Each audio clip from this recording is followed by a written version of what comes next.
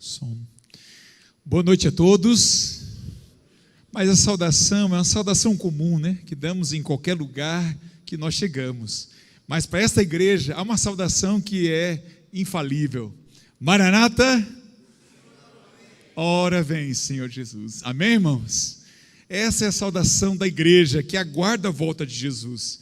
É uma alegria muito grande poder estar mais uma vez aqui com vocês. Por mais que agora estou numa posição, né? Estaria aqui compartilhando da palavra de Deus.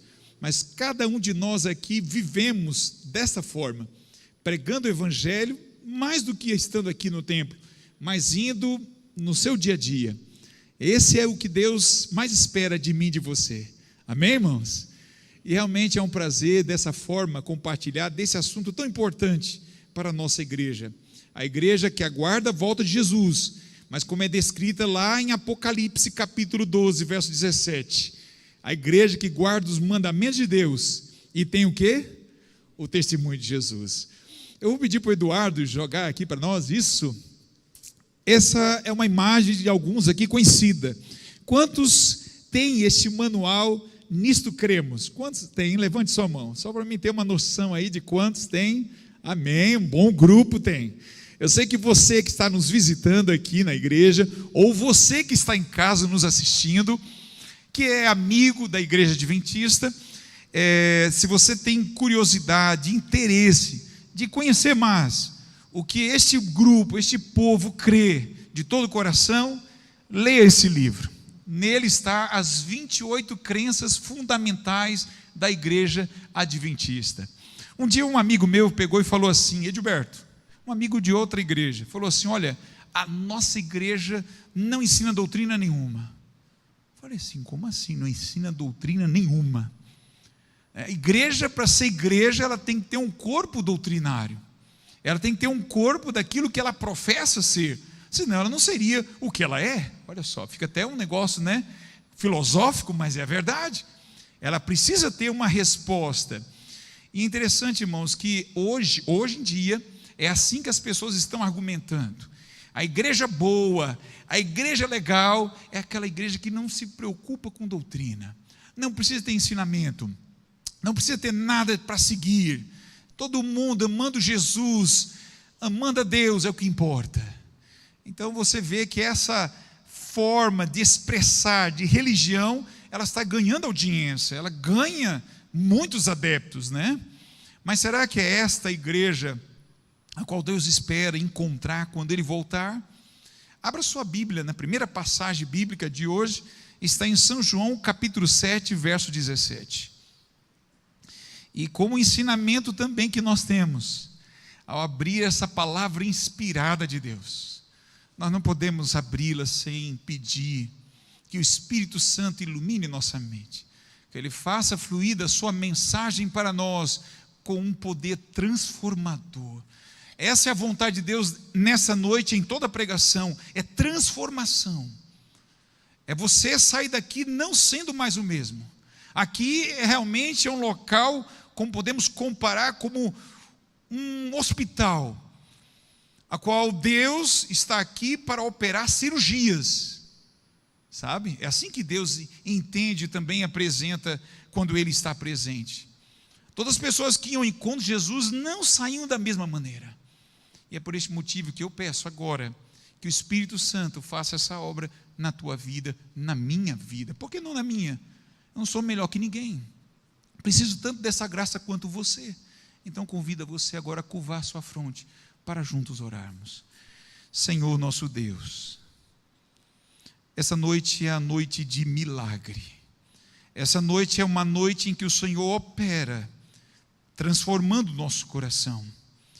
Essa natureza nossa pecaminosa, que tem a tendência constante de pecar contra Ti, de distorcer muitas vezes ensinos que o Senhor tem deixado, tão precioso em Tua palavra.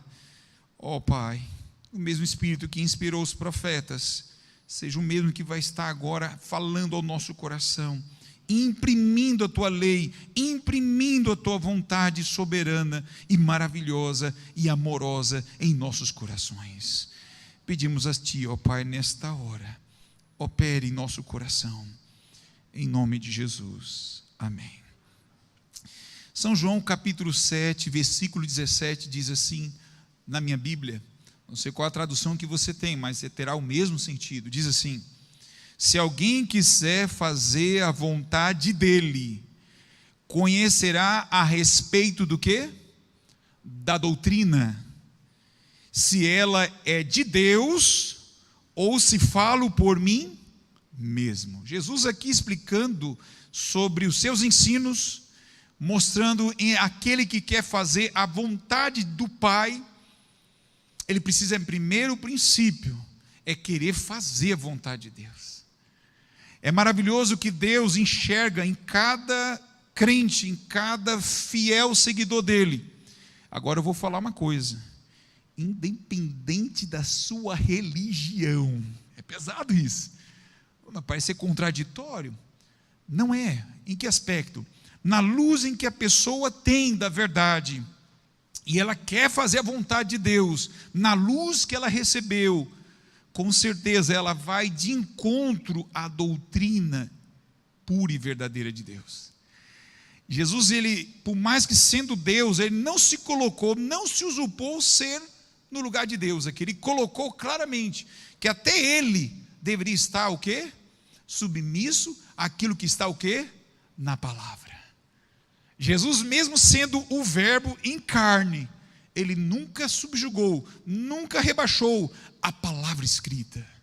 E se ele, sendo o próprio Deus, não fez assim, quem sou eu, pregador, um pastor, uma igreja, colocar suas formas de pensar, seus costumes acima da revelação? Então aqui está o princípio da doutrina. Deixa eu colocar aqui, agora vamos continuar. Agora pode ser o nosso PowerPoint. A Igreja Adventista tem 28 crenças fundamentais. E nós vamos falar de uma delas. Não a primeira, a 18ª. Bem, então. Já está, isso. Então temos aqui as 28 crenças. E a 18ª delas é pertence à doutrina sobre igreja. Qual que é essa doutrina?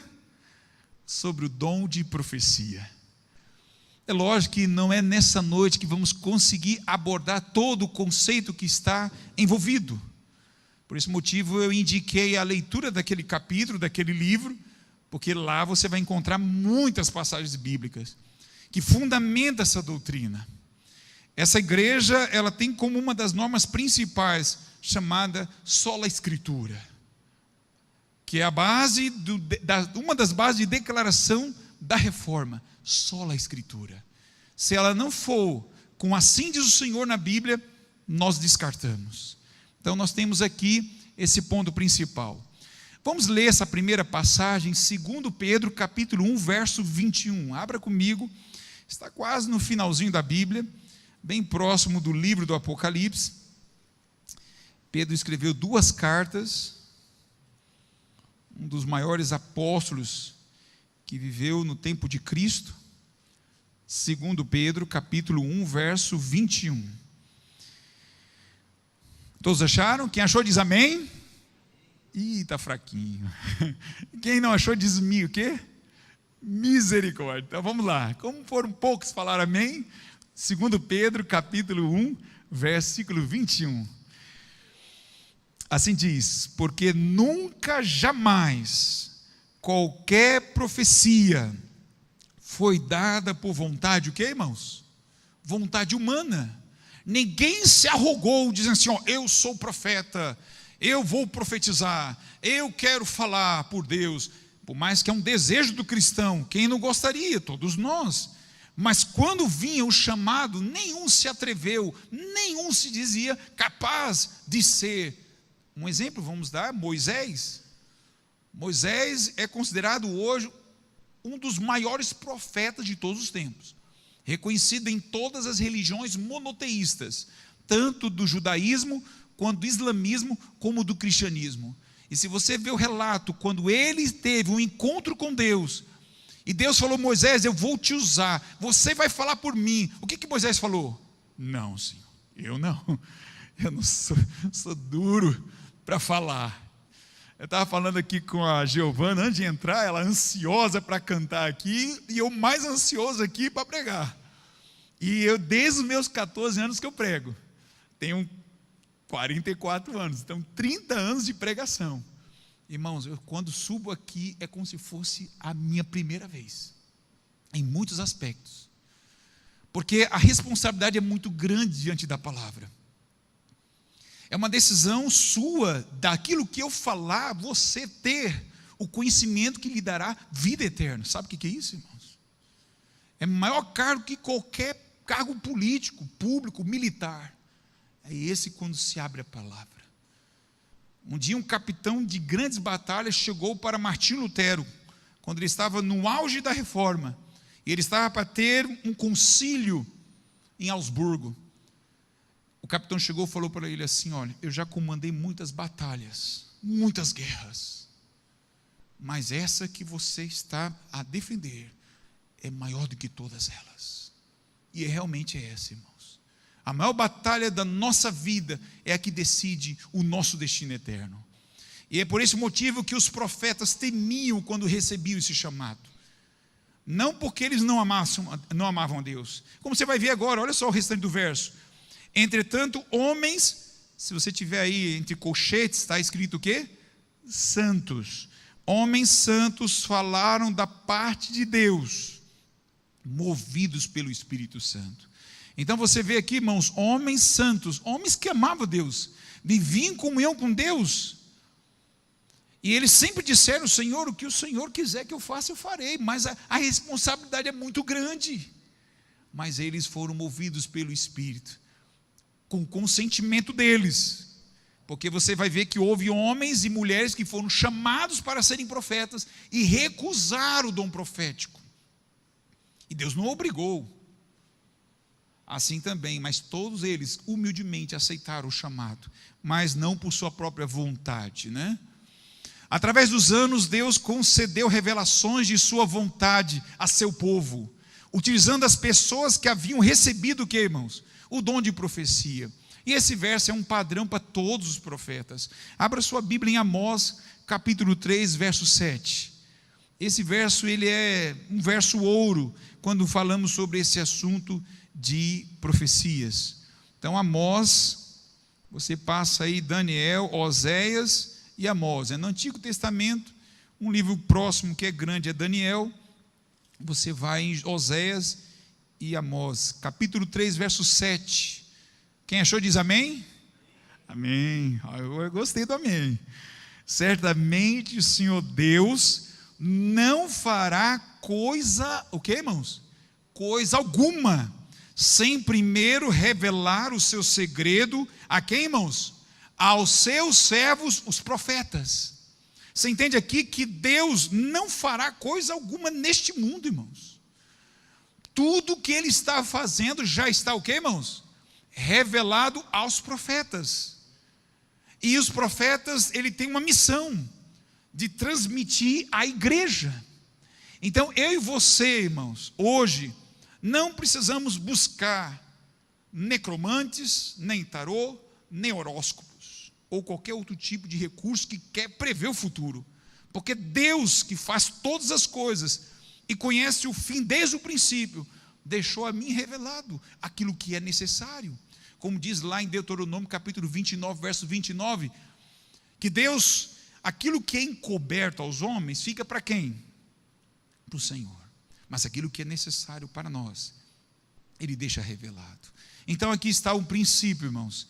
E no Antigo Testamento, desde o primeiro profeta, ao escrever, que fora Moisés, e o primeiro livro não foi Gênesis, foi o livro de Jó. E tem um sentido por isso, porque Jó, ele apresenta um pano de fundo do conflito entre o bem e o mal. E aí você tem todo o enredo de Gênesis assim por diante. Você vê que todos esses homens receberam a revelação de Deus. E agora vamos analisar funções do dom profético no Novo Testamento. Vou já trazer para essa parte, já pulei muito do Antigo Testamento, porque como eu falei, agora são 8h13, o nosso culto normalmente é até às 9 horas, se eu fosse só usar o Antigo Testamento aqui, passaria vigília, Então tentamos abreviar, enxutar aqui o máximo, tá certo, irmãos? Para falar desse tema. Mas olha só o que diz aqui: o Novo Testamento concede ao dom de profecia um lugar proeminente entre os dons do Espírito. Você vê que o maior de todos os dons qual é, irmãos? Que a Bíblia revela no Novo Testamento. É o dom do amor. Ele é um dom e um fruto ao mesmo tempo. Isso nós temos uma poesia em 1 Coríntios capítulo 13, falando sobre o dom do amor.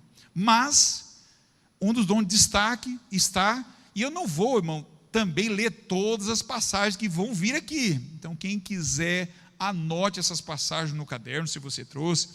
E também, né, Eduardo? Cadê Eduardo? Eduardo, fica disponibilizado aí no computador também, se alguém quiser também baixar depois os slides, também fique à vontade. Mas vamos analisar alguns deles aqui. Então, nós vemos lá em Romanos, capítulo 12, 1 Coríntios 12, Efésios 4, 11, Deus fala do dom dos apóstolos, Deus fala do dom do Espírito de profecia, Deus fala também do dom do ensino, pastoreio. Todos esses dons são capacitadores. Por quê, irmãos? Eles têm uma sequência. O primeiro deles, irmãos, não é o dom profético destacado. Sabe qual é o dom destacado? Em primeiro lugar, quando se fala entre estes, é o apostolado. Mas por que o apostolado? Porque para a igreja, ser igreja, precisa de quem, irmãos? Dos apóstolos. Quem sabe alguns não são familiarizados com esse termo, porque ele perdeu na corrente do tempo o seu significado para a igreja cristã. Alguns acham que apostolado é somente aqueles 12 discípulos que andaram com Jesus, né?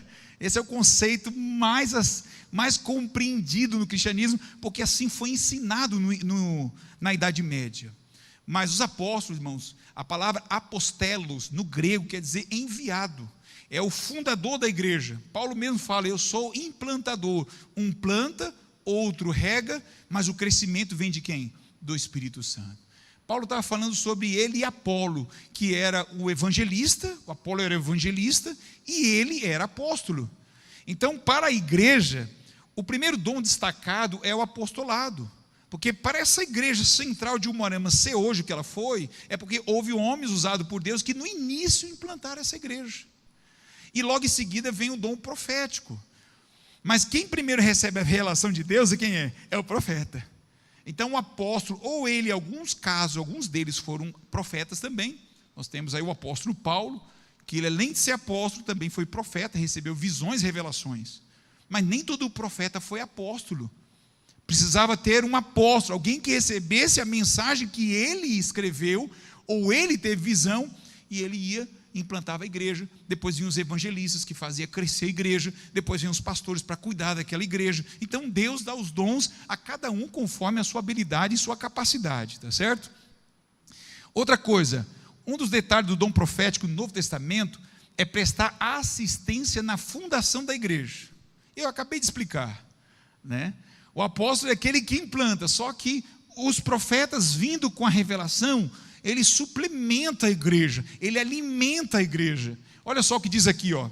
A igreja foi edificada sobre o fundamento de quem, irmãos? Dos apóstolos e profetas. Está vendo aqui primeiro apóstolos? Então você vê, sendo ele mesmo Cristo Jesus a pedra angular. Ou seja, de tudo que os apóstolos disseram e tudo que os profetas receberam de visão, eles só são profetas e apóstolos por causa de uma só pessoa. Quem é, irmãos? Jesus Cristo. Se um profeta se levantar e não for por Jesus, você tem não somente o direito, mas até o dever de ignorar tal pessoa. Porque Cristo é a pedra fundamental. Ele é o alicerce desta igreja.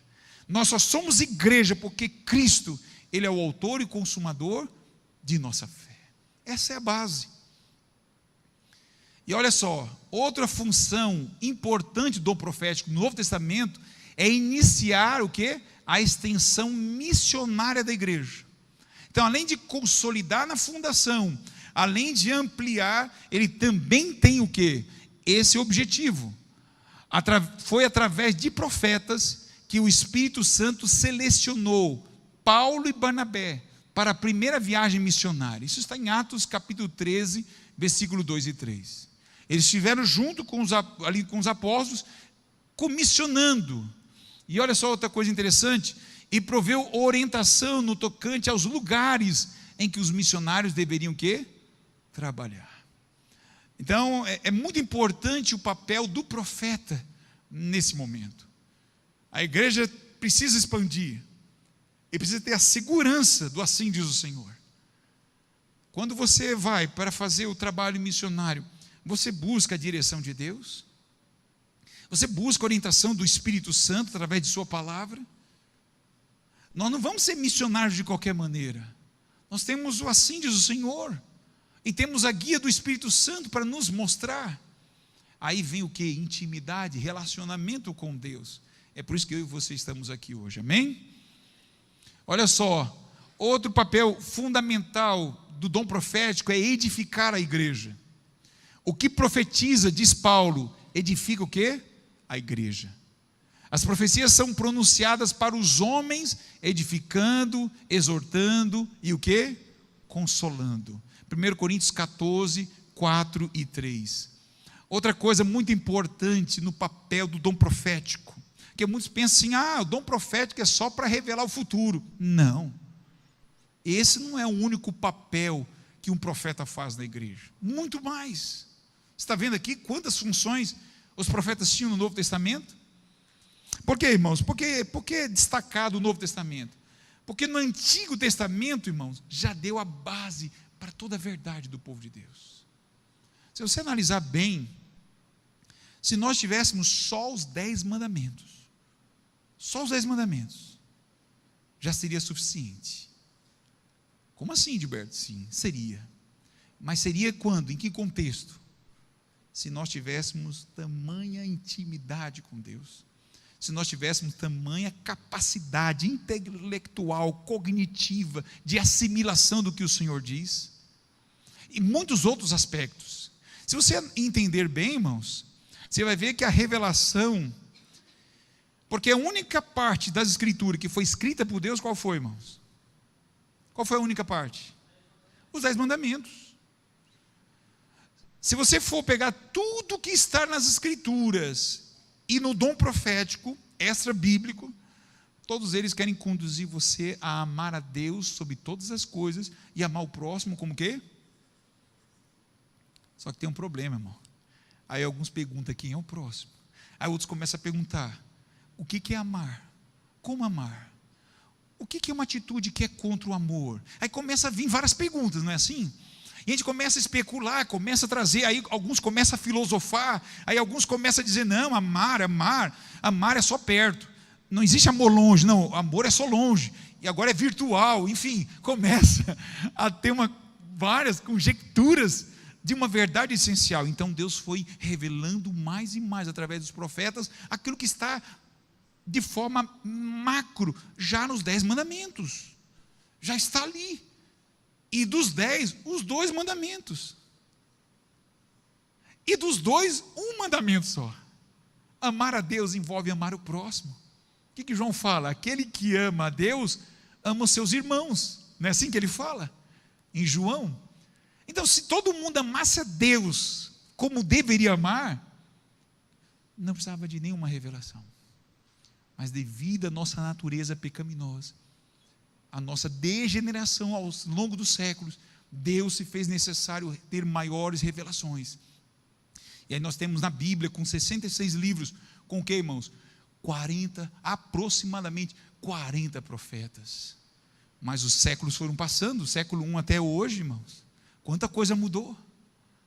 Quantos enganos a igreja sofrera. Então Deus levanta profetas.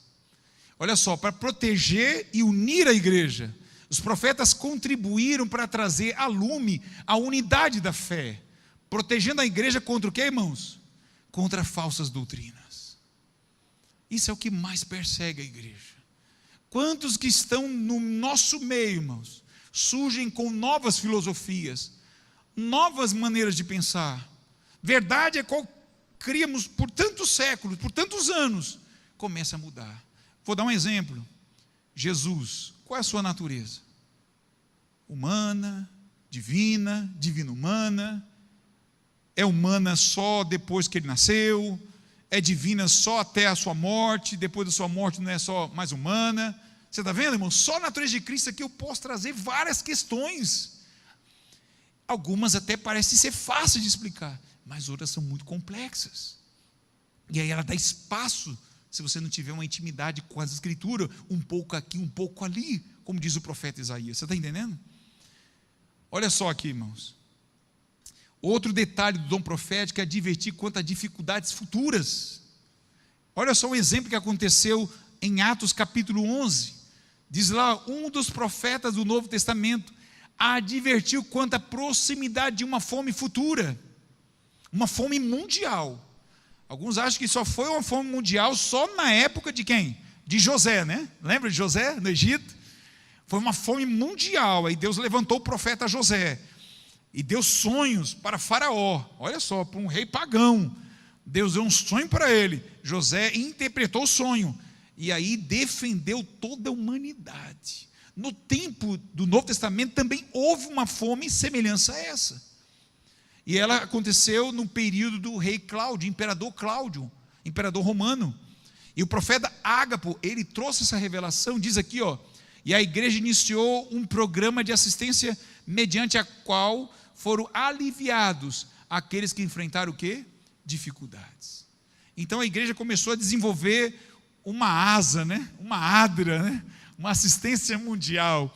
Paulo e Barnabé começaram a fazer uma arrecadação na Mesopotâmia, na região da Caia, e foi entregando aos judeus em Jerusalém, e a igreja foi se mantendo firme e forte numa crise mundial como aquela. Amém, irmãos? Olha só, outro detalhe importante é nos últimos dias. Vocês sabem que o último profeta bíblico escreveu foi em que aproximadamente em que anos? O último profeta foi no século I, profeta João. Então, de lá para cá, não temos mais nenhuma revelação que se enquadra no cânon bíblico. O último a ser escrito foi, e está na ordem, também não é ordem de escrita, né? Porque foi o Evangelho de João, foi o último. E eu já quero falar, a semana de oração, dia 9 a 16, será uma grande bênção, você não pode faltar, porque o estudo será sobre o livro de João, tá certo? Esteja aqui, dia 9 até o dia 16. Mas está numa ordem de tempo de revelação, o Apocalipse. Então você vê que até ali foi o último livro escrito que está no cânon bíblico. Mas olha só, irmãos, esses dons, incluindo o dom de profecia, continuarão a operar em benefício do povo de Deus até quando, irmãos? Até o retorno de Cristo. O declínio da espiritualidade da igreja conduziu uma redução tanto da presença do Espírito quanto de seus dons. Falsos profetas ocasionaram perda de confiança no dom profético. Aí você deve pensar, mas isso só aconteceu nesse período do século I até o século XIX, XVIII? Não. Já houve isso no passado também. Qual foi o último livro a ser escrito do Antigo Testamento? Malaquias. E quantos anos levaram para ser escrito de Malaquias até Mateus? 400 anos. Então houve um período em que a igreja estava em profunda apostasia. Assim também, em todo o período da Idade Média, o Espírito Santo não esteve em tamanha profundidade e presença, porque as verdades de Deus tinham sido o quê? Soterradas. E por causa disso, irmãos, Deus não pudera derramar seu Espírito, manifestando alguns dons, principalmente o dom profético. Mas isso não continuaria assim. Amém, irmãos? Deus no tempo certo revelaria, traria mensagem para o tempo do fim com este dom. E seria também o quê? Pouco antes do segundo advento. Diz aqui, Deus concedeu o dom profético a João Batista, para que anunciasse o que, irmãos? O primeiro advento de Cristo. Podemos esperar que ele envie o mesmo dom para proclamar o que? O segundo advento. Vamos abrir esse texto, que esse texto é muito importante, é muito alusivo. Está em Joel capítulo 2. Abra sua Bíblia em Joel capítulo 2.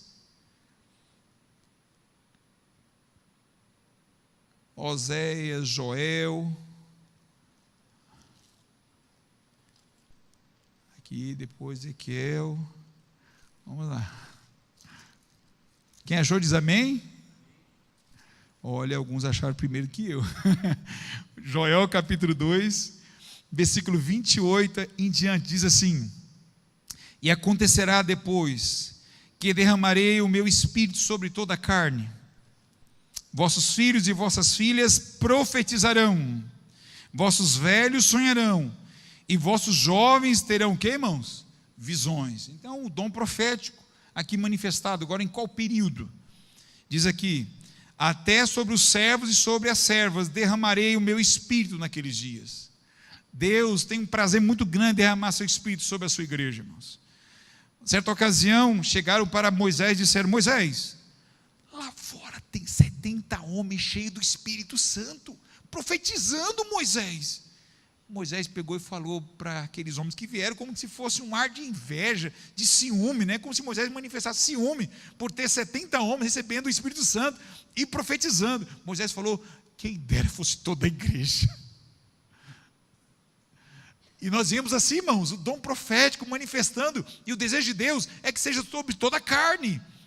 E olha só o verso 30: mostrarei prodígios, aonde, irmãos?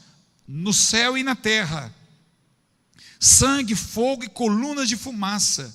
Agora vem um período profético aqui, olha só o que diz aqui: o sol se converterá em trevas. Lembram dessa data? O sol se tornando em trevas, no século 18.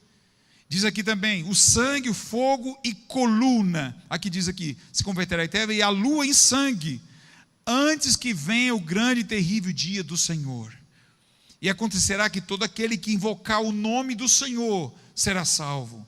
Porque no monte Sião, em Jerusalém, estarão os que forem salvos, como o Senhor prometeu, e entre os sobreviventes, aquele que o Senhor chamar. Amém, irmãos?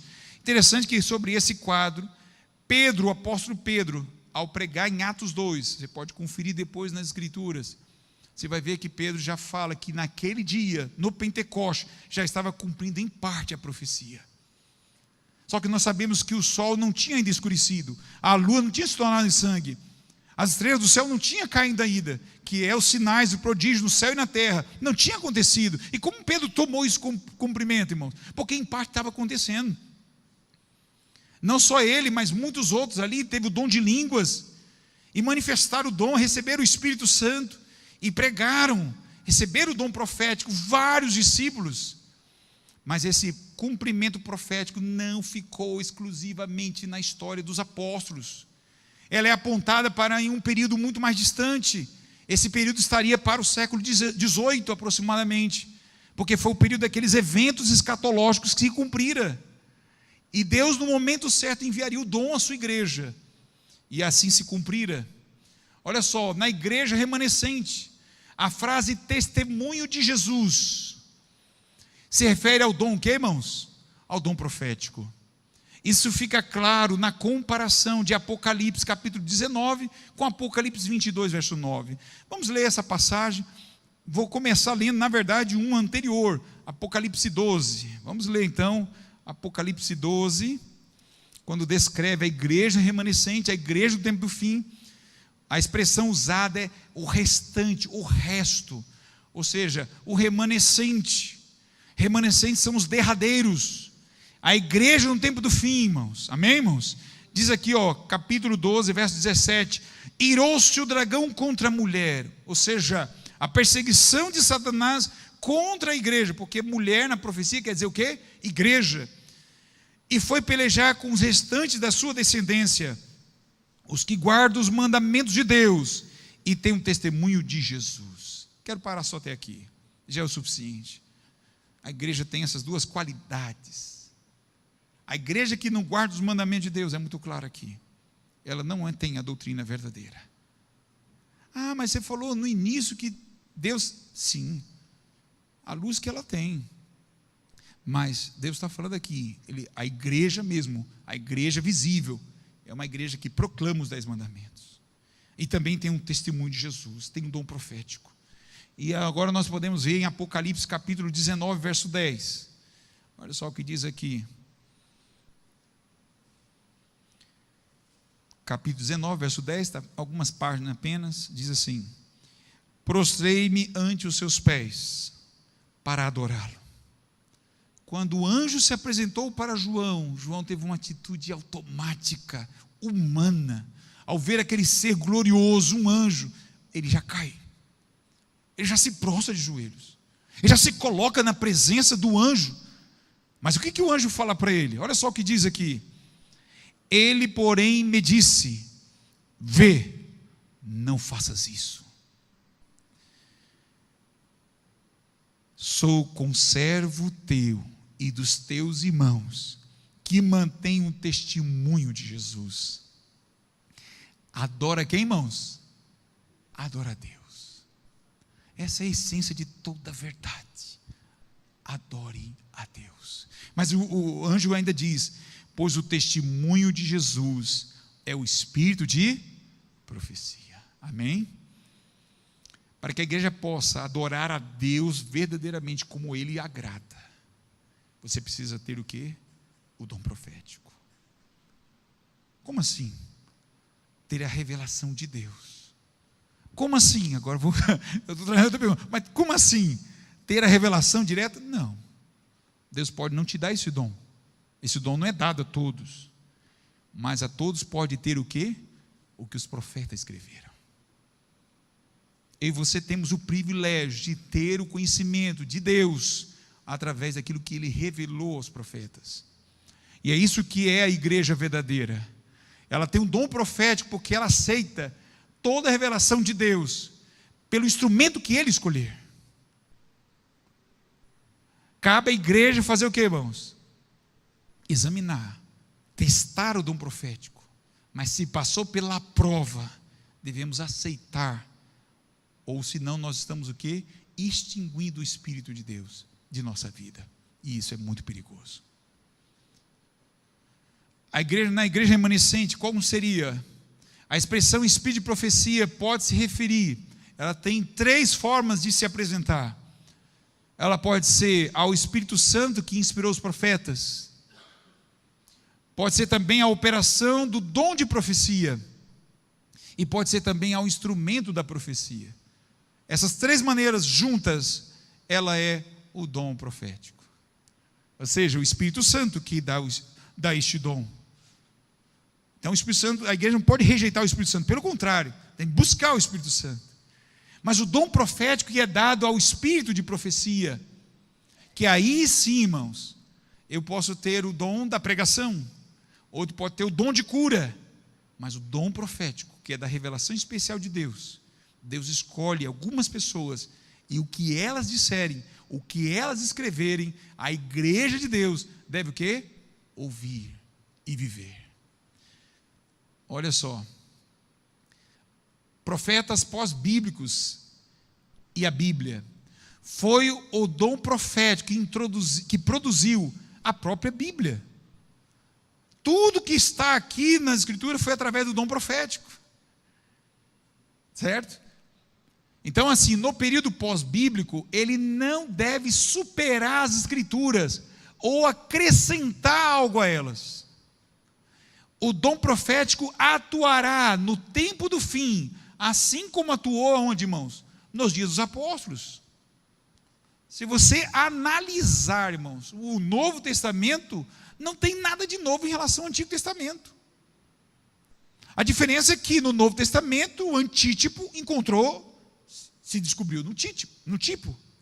Ou seja, tudo aquilo que era ensinado no Velho Testamento, foi o seu cumprimento no Novo Testamento. Mas não tem nada de ensino novo. Tá certo?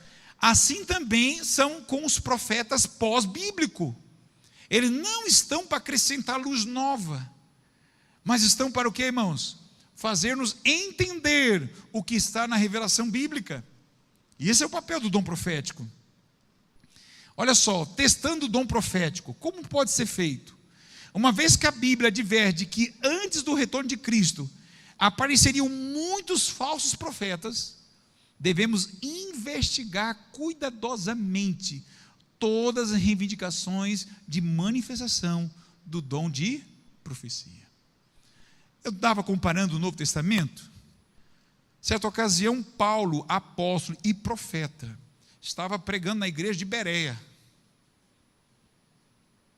Lembram dessa ocasião? Ele pregando ali, e aí ele fala: vós nobres homens de Bereia, tudo o que eu vos digo, vós examinai nas escrituras, se é assim mesmo. Qual a escritura que eles tinham, irmãos? O Antigo Testamento. Era essa escritura que tinha no tempo dos apóstolos. Então, irmãos, assim como a igreja do Novo Testamento, os profetas passavam pelo acrivo das escrituras, assim também são os atuais. Vamos ler agora esse texto em 1 Tessalonicenses, capítulo 5. Olha só. 1 Tessalonicenses, uma carta pequena, ali antes de Timóteo. Estou puxando de trás para frente, alguns vão de frente para trás, não tem problema. Então temos aí 1 Tessalonicenses capítulo 5, versículo 20 a 22. Não desprezeis o que, irmãos? As profecias. Olha só, o primeiro aspecto da advertência de Deus é não desprezar as profecias. Isso é muito sério, irmãos, muito sério. Eu pergunto a você, Deus está limitado a manifestar este dom? Sim ou não, irmãos? Deus está limitado a manifestar esse dom? Será que, se Deus quiser, hoje, agora, usar um de nós como profeta, Deus estaria impedido de fazer isso? Sim ou não, irmãos? Sim ou não, irmãos? Não. Deus demonstrou isso na história. Agora eu vou trazer um aspecto mais importante.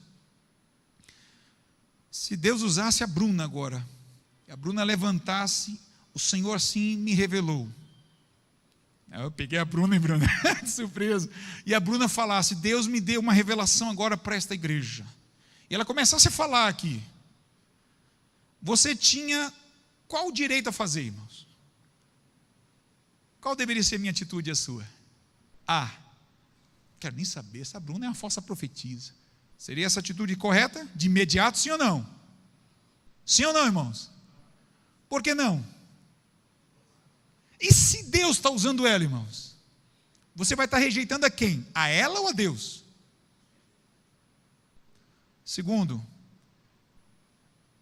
atitude B, aceitá-la. A Bruna falou, é de Deus. Eu conheço essa menina, desde pequenininha aqui, que ela veio, não sei se é desde pequena, há muito tempo com essa Bruna, ela toca, ela prega, Deus está usando ela mesmo. Vamos aceitar o que ela diz. Essa atitude é certa, irmão? Sim ou não? Mas como assim não, irmãos? Essa menina aqui é aplicada, a menina é inteligente, a menina é cristã, eu não vejo nenhum problema nela.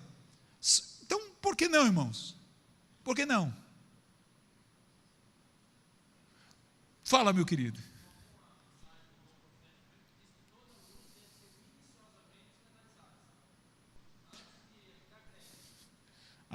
Irmãos, a Bíblia dá essa autoridade. Provai os espíritos se vem de Deus ou não, diz o profeta João. Por mais que ela tenha um currículo, pelo menos conhecido, imaculado, mas isso não atribui a ser ela verdadeira ou falsa ainda. Ela tem que passar por um crivo profético. Terceiro, qual deve ser a atitude então? Calma. O que ela está dizendo? Está de acordo com a Escritura? Qual a vida dela? Quais são os frutos desse ensino? É só o irmão Ademar falando que é assim, devemos aceitar? Sim ou não? Não. Passará pela comissão da igreja, por homens que conhecem bem a Escritura, vão provar, vão ver os sinais, enfim, todos os detalhes que a Bíblia apresenta para provar se um profeta é verdadeiro ou não. Então, essa é a terceira atitude, é a correta que Deus pede. Não é a A, nem a B, é a C. Amém, irmãos? Nós precisamos estar muito afirmados disso, porque Deus pode ou não manifestar profeta? Pode usar. Mas o que a Bíblia fala? Que haveria muitos falsos profetas nos últimos dias. Então a concorrência para com o verdadeiro profeta seria muito grande. Então aí está o cuidado. E continuemos lendo, irmãos. Então o que diz aqui Tessalonicenses? Verso 20, não desprezeis as profecias, julgai todas as coisas. E retende o que, irmãos? Retende o que é bom. Abstende-vos de toda forma de mal. Olha só que maravilhosa, né, irmão? Conselho é da palavra de Deus. provai, testai, verificai, examinai.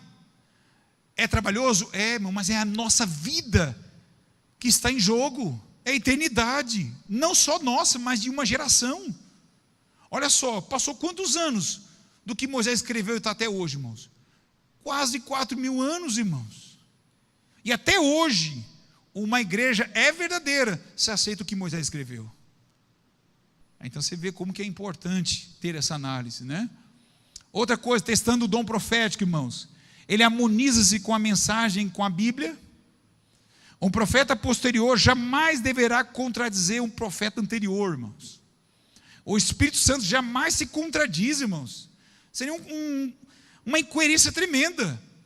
Deus, o Espírito Santo, pega e fala assim para Moisés: Moisés, o verdadeiro caminho para chegar na terra prometida é você fazer 10 dias de jejum. Aí chegou outro profeta, Josué, levantar-se depois e disse: não, para entrar na terra prometida é somente 2 dias. Quem é verdadeiro? Um deles é verdadeiro, um deles é falso.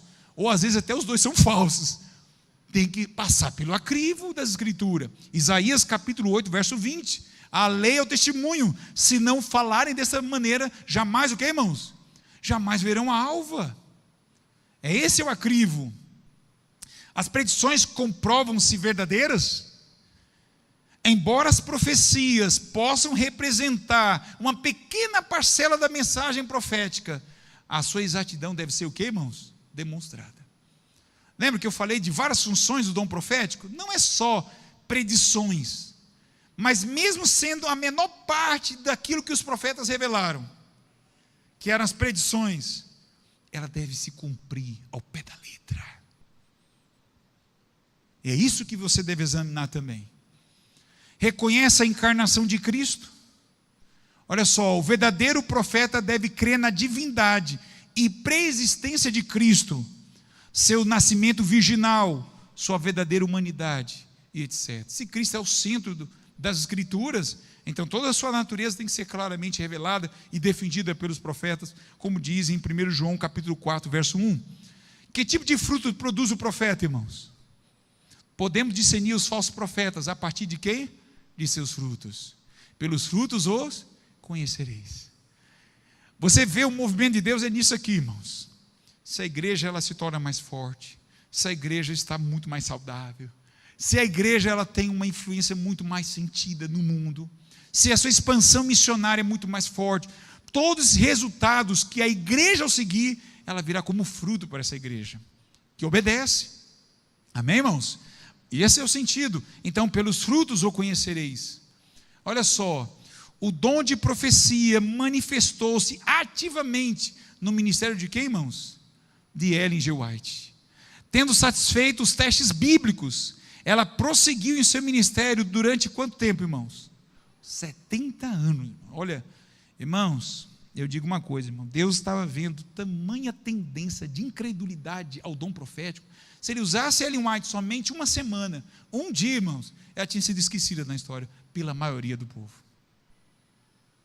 Interessante quando você lê 2 Crônicas 20, verso 20, o profeta que está ali, que orientou o povo de Israel a ir na batalha de Josafá, de Israel, ele só profetizou aquele momento, irmãos. Impressionante, só aquele momento. E ele mesmo fala o quê? Crer no Senhor estareis o quê? Seguros. Crer nos seus profetas e o quê? Prosperareis. Se o povo de Israel tivesse rejeitado o dom profeta daquele momento, irmãos, a batalha teria sido perdida. O povo de Deus teria sido destruído, irmãos, por um momento só daquele dom profético. Imagine agora de 70 anos, irmãos. 70 anos, irmãos, poucos profetas na Bíblia tiveram essa equivalência. Um deles foi Samuel. 70 anos. Outro, Daniel. E eu só vejo Ellen White. Não sei se alguém aqui contou, se eu estou esquecendo de mais algum, mas nesse período dom profético, somente os 3. 2 bíblicos e Ellen White. Alguém mais teve 70 anos de dom profético? Eu recordo só desses 2. Então, irmãos, é muito tempo para se provar se ele é de Deus ou não, não é não? A igreja teve muito tempo para provar se veio de Deus ou não. E olha só, irmãos, a concordância com a Bíblia. Cuidadosos estudos têm demonstrado que seus escritos são coerentes, fidedignos e em total concordância com as Escrituras, irmãos. Irmãos, eu, José Gilberto Ramos de Lima, não nasci nesta igreja. Alguém nasceu nessa igreja, irmãos? Alguns levantaram a mão. Eu vou brincar um pouquinho, irmão. Posso brincar? Acho que ninguém nasceu aqui nessa igreja, no hospital, né? Brincadeirinha, irmão. Mas diga assim, muitos aqui são já de adventistas de berço. Eu não sou. Entrei com 14 anos de idade. E agora, dia 29 de março, fiz 30 anos de adventista. 30 anos. E desse período todo, sempre tive a graça e o privilégio de estudar os escritos de Ellen White. Com que olhar, irmãos? Com a tendência já de crer? Não. Mas de ver se assim é, conforme as Escrituras. Já tive a graça de ler todos os seus livros, 45 livros traduzidos. E hoje eu tenho um pacto com Deus, de ler o livro Grande Conflito, todo ano. E tenho lido já pela 11ª vez. Irmãos, e eu estou lendo de novo muitos livros. E eu faço uma reflexão sempre essa. Estou aprendendo cada dia. Conheço muito pouco dessa verdade. Agora, uma coisa vocês podem perguntar para mim. Edilberto, você lê algum texto dela que vai contra o que a Bíblia diz? Não achei nenhum, irmãos. E não estou porque meus pais são adventistas, que meus pais vieram à fé depois de mim. Na verdade, fui eu que os trouxe à igreja. Então, eu sou o pai na fé deles. Não é meus pais, não é por causa de meus pais, não é por causa do pastor da minha igreja, não é por causa disso. Você tem essa consciência do dom profético? Muita gente, irmãos, não crê nos seus escritos de Ellen White, mas a maioria desses esmagador que não crê, muitos deles nunca leram nenhum livro dela. Imagine ler os 45. Cabe você, irmãos, por si só buscar essa orientação. E isso é sério, irmãos. É muito sério. Hoje Ellen White não está viva mais. Esses dias a minha esposa falou algo engraçado. Nós fomos visitar uma casa e o menino, a mãe dele falou assim, esses dias meu filho chorou tanto quando soube que o Bruce Lee estava morto. Para ele, Bruce Lee estava vivo ainda, né? Que ele gosta de luta, artes marciais, e falam tanto de Bruce Lee para ele. Então, para ele, Bruce Lee estava vivo, né? Então, quando ele soube que o Bruce Lee não estava mais vivo, estava morto, o menino começou a cair em prantos. A Débora passou por isso. Ela até lembrou disso. Meu bem, quando eu era criança, falava tanto de Ellen White na igreja, eu pensava que ela estava viva. Quando falava que ela não estava mais viva, chorou. Passou o dia em pranto. Então, alguns pensam que Ellen White está viva. Não está mais, irmãos. Infelizmente, estou dizendo a verdade. Ela não está mais viva.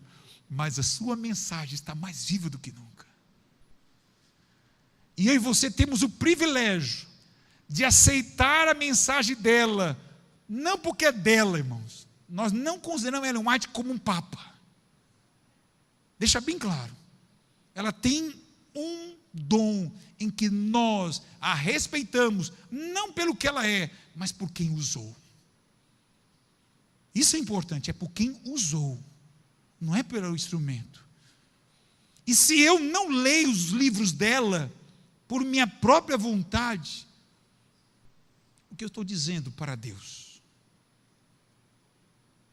Por que você acha que eu estou pregando essa mensagem agora? Irmão, se eu voltasse no tempo e fosse dado, Edilberto, você leria os livros dela? Eu só teria um arrependimento de não ter começado bem antes de ter lido, e não ter sido fiel em ler com mais frequência do que eu poderia ter lido. Isso eu fico triste por não ter feito. Mas você, meu irmão, como você encara o dom profético? A, B ou C? Lembram? Você também está comigo. A mesma decisão de ter o A, o B ou o C. Outra coisa, exatidão das predições. Os escritos de Ellen White contêm um número relativamente pequeno de predições, assim como eram os profetas do Novo Testamento. Entretanto, aquelas que podem já ser testadas, cumpriram-se com extraordinária precisão. Assim como tem na Bíblia algumas profecias que ainda não se cumpriram, e nem temos certeza quando se cumprirá, mas sabemos que um dia se cumprirá. Assim também são os escritos de Ellen White. Algumas coisas já se cumpriram, mas outras não. Eu vou citar uma delas que se cumpriu. Um exemplo é a predição cumprida, o surgimento do moderno espiritismo. Olha só, em 1850, quando o espiritualismo ainda se encontrava nos primeiros passos, Ellen White identificou como um dos grandes enganos dos últimos dias. Hoje o espiritualismo tem-se o que? Estendido a todo o mundo. Hoje é uma das religiões que mais cresce no mundo, é o espiritismo moderno. Mas no tempo dela, era menor que a igreja adventista. E hoje muito maior, 10 vezes maior do que o movimento adventista e do que quase todas as religiões do mundo. E se cumpriu. Então foi Ellen White que teve essa visão. Então é só dela que teve. Não tinha isso na Bíblia? Tinha. Você lê lá em Apocalipse, o que fala? A feitiçaria dominaria o mundo. Ali já estava dizendo no Apocalipse. Mas Deus usou ela para trazer numa linguagem que nós entenderíamos mais. Porque nós temos pouco que familiaridade com as Escrituras. Olha só, reconhecimento da encarnação de Cristo. O livro Desejado das Nações tem sido aclamado como um dos mais espirituais tratados sobre a vida de Cristo. Enquanto o caminho a Cristo tem conduzido milhões de pessoas a um relacionamento mais íntimo com Ele. Amém, irmãos? Esse livro Desejado das Nações, irmãos, se você não leu nem o livro de Ellen White, eu recomendo ser este o primeiro a ler. Eu estou relendo ele de novo. Se você não leu, leia, irmãos. Ou o caminho a Cristo. Você vai ver que é um dos mais fidedignos livros.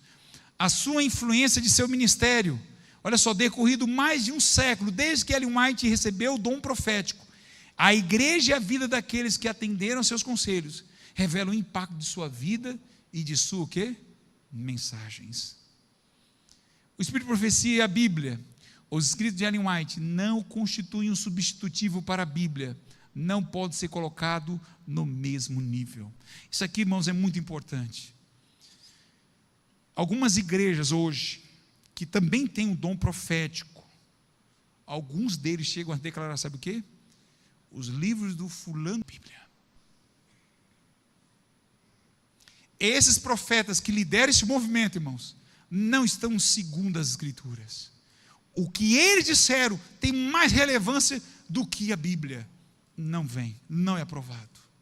Ellen White chega a declarar no seu testemunho, ela fala assim, irmãos, que se nós tivéssemos tamanha familiaridade com as Escrituras, nem dos seus testemunhos precisaríamos. Olha só a diferença do verdadeiro profeta, né? A Bíblia é o padrão supremo. Os adventistas do sétimo dia apoiam plenamente o princípio da reforma, sola a Escritura.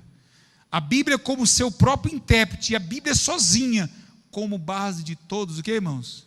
De todas as doutrinas. Amém, irmãos? Então não estou dizendo aqui, irmão, para você ler Ellen White e deixar a Bíblia de lado. Não, a Bíblia em primeiro. Por isso que eu estou lendo já pela 20ª vez a Bíblia. A Bíblia sim deve estar em primeiro lugar. Amém, irmãos? E essa é a posição do dom profético. Guia para a Bíblia. Ela encarou o seu trabalho como a condução das pessoas de volta à Bíblia. Pouca importância é dada à Bíblia. Olha só o que ela dizia. E assim o Senhor concedeu uma luz menor para conduzir homens e mulheres o quê? A luz maior. Ela fala em outro momento, ela fala que a maior necessidade da humanidade, do mundo, é a Bíblia. Não é reformas políticas, nem reforma agrária, nem outro tipo de reforma, mas é seguir as Escrituras.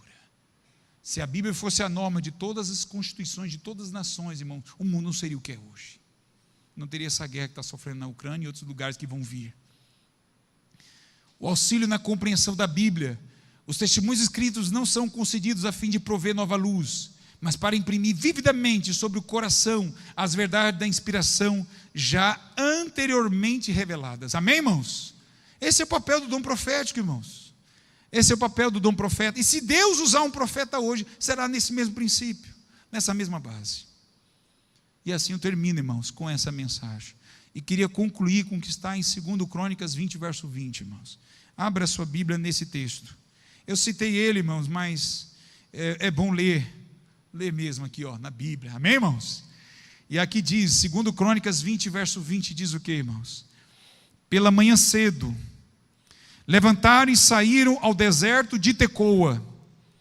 Ao saírem eles, pôs-se Josafá em pé e disse: ouve-me, ó Judá, e vós, moradores de Jerusalém. Ouve-me, igreja central de Umuarama, diz o Senhor. E ele diz ainda: crede no Senhor vosso Deus, e estareis o que, irmãos? Seguros. Crede nos seus profetas, e prosperareis. Agora eu pergunto à minha igreja: quantos querem crer no Senhor Jesus? Quantos querem crer no Senhor Jesus? Quantos querem crer no dom profético? Crer nos seus profetas? Deus deu a mensagem para nós. Irmão, não é para ficar na estante empoeirando. Nem a Bíblia, nem a profecia você não consegue ler num só minuto.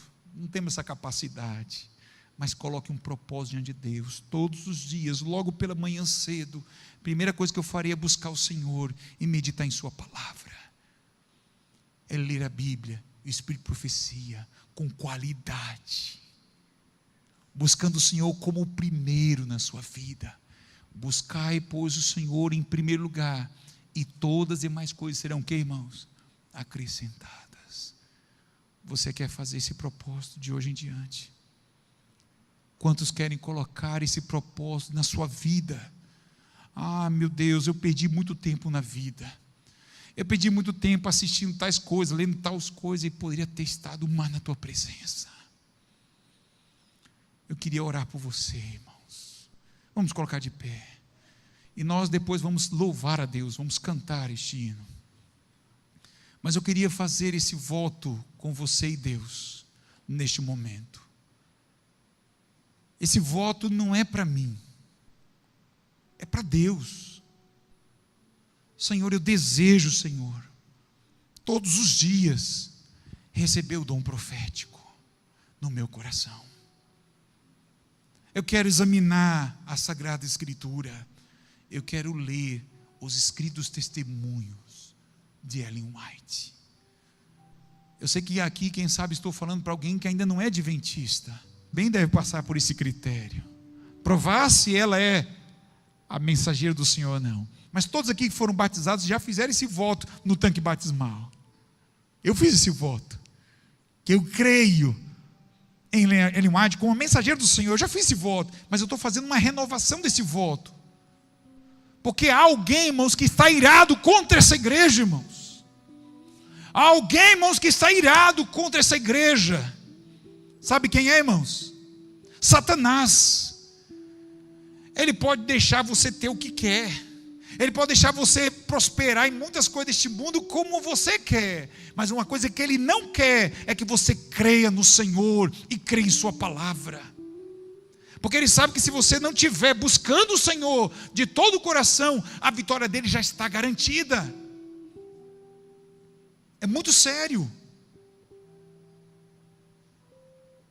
E nós, irmãos, temos o privilégio de ter essa verdade em nosso coração. Porque, irmãos, eu não vou ter uma mochila para ficar carregando os escritos quando for provado. Nem a Bíblia eu vou ter o direito de ter em minha bolsa quando eu for provado diante dos tribunais. Ela tem que estar onde, irmãos? No nosso coração. Mas para estar no nosso coração hoje, eu preciso hoje estar me alimentando dela. Comi a tua palavra e guardei, diz o profeta Davi. Davi alimentava do dom profético. Quantos querem renovar esse voto diante de Deus, irmãos, de agora em diante cumprir esse propósito? Todos os dias, irmão, todos os dias, não é um dia, 2 dias, é todos os dias. Você levantou a mão, Deus já viu. Deus já viu, irmão. Agora Ele vai te abençoar para você cumprir esse propósito. Amém? Vamos orar. Querido Senhor Deus, nosso amado bom Pai, a tua igreja está de pé nesta hora. Ela entendeu, Senhor Deus, através da tua voz, de que ela precisa se alimentar da tua palavra. Ela precisa ir direto à fonte daquilo que é inspirado, mais do que aquilo que é iluminado por pastores, teólogos. Ela deve ir direto ao profeta, porque o profeta recebeu de ti diretamente, Senhor Deus. E nós temos o privilégio de ter os teus testemunhos, os escritos que a tua serva deixou para nós. Ela não está mais viva entre nós, mas seus escritos perdurarão até a volta de Jesus.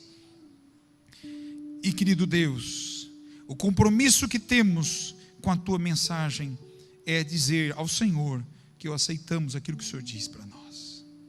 Então, ó Pai, abençoa cada um dos teus filhos que levantaram a mão, renovando esse propósito, de agora em diante, todos os dias, ler, ouvir o que o Senhor disse para os teus profetas. Em nome de Jesus. Amém, Senhor Deus. Amém. Vamos cantar agora o hino.